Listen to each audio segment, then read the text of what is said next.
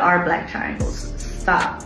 If you ever notice little black gaps in between your teeth or tiny spaces that almost look like black triangles, then this video is for you. While they might seem like just a cosmetic issue, they can actually reveal a lot about your gum health.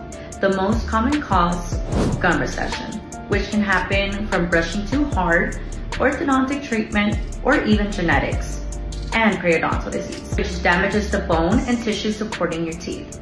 The black triangles are actually a sign of bone loss that can also appear after braces or simply because of the natural shape of your teeth. It is not just about looks. These gaps can trap food and bacteria, which can make gum problems worse over time. If you're noticing these black triangles, don't ignore them.